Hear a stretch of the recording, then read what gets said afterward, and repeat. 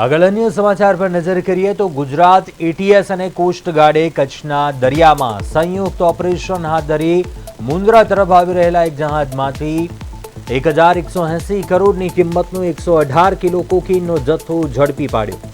આ જથ્થો નાની બોટ મારફતે કાંઠા તરફ લઈ જવાની તૈયારી હતી। કોકેન બ્રાઝિલથી લોડ કરવામાં આવ્યા હોવાનું અને દિલ્હીમાં ડિલિવરી કરવાની હોવાનું સામે આવ્યું। જ્યારે જહાજ પર રેડ કરી ત્યારે કોકીનના જથ્થા સાથે 2 લોકો હતા, જેમાંથી જુમ્મા નાસિર ઉમર નામનો એક આરોપી ઝડપાઈ ચૂક્યો છે, જ્યારે એક વ્યક્તિ દરિયામાં કૂદી જતા તેની શોધખોળ કરવામાં આવી રહી છે। કોકેનનો આ જથ્થો દિલ્હીના દ્વારકામાં રહેતા વિદેશી નાગરિકોને આપવાનો હોવાની વિગતો સામે આવતા એટીએસે દિલ્હીમાં રહેતા ક્લેવિન ચુકવામા અને બ્યારુહંગા જેમ્સને પણ ઝડપી પાડ્યા છે।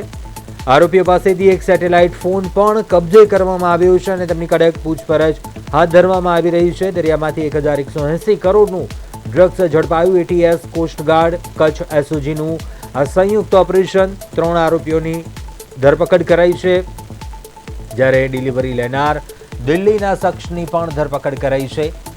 બ્રાઝિલથી ગુજરાતના દરિયાઈ માર્ગે આ ડ્રગ્સ પહોંચાડવાનું આ કાવતરું હતું, જો કે આ મામલે ધરપકડ કરવામાં આવી છે અને આ ડ્રગ્સ ઝડપી પાડવામાં આવ્યું છે। અંદાજિત 118 કિલો જેટલો આ ડ્રગ્સનો જથ્થો ઝડપી પડાયો છે। યુરોપ નામના કાર્ગો વહાણમાંથી આ ડ્રગ્સ ઝડપી પડાયું, સાથે તપાસ કરતા આરોપીઓ પાસેથી એક સેટેલાઇટ ફોન પણ જપ્ત કરાયો છે।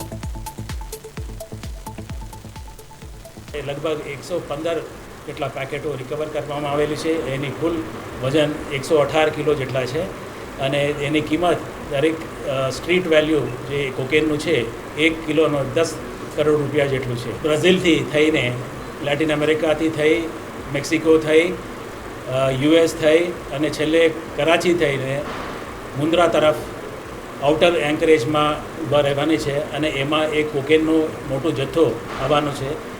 જે 2 સંદિગ્ધ ઇસમો છે, જેમનું નામ નિગિન્ટે નસરોજ જુમાને તથા જુમા નસીર ઉમર, એ 2 વ્યક્તિઓ જે નાઇજીરિયન ટાન્ઝેનિયાના છે, એ લોકોએ આ બોટમાં એ માલ લાવવાના હતા અને એની ડિલિવરી જે દિલ્હીમાં રહેતા 2 ઇસમો, એમના નામ કેલ્વિન ચુકવામા અને બાયરુંગે જેમ્સ, એ ટાન્ઝેનિયા અને યુગાન્ડાના નેશનલ્સ છે, એ લોકોને ડિલિવરી કરવાના હતા।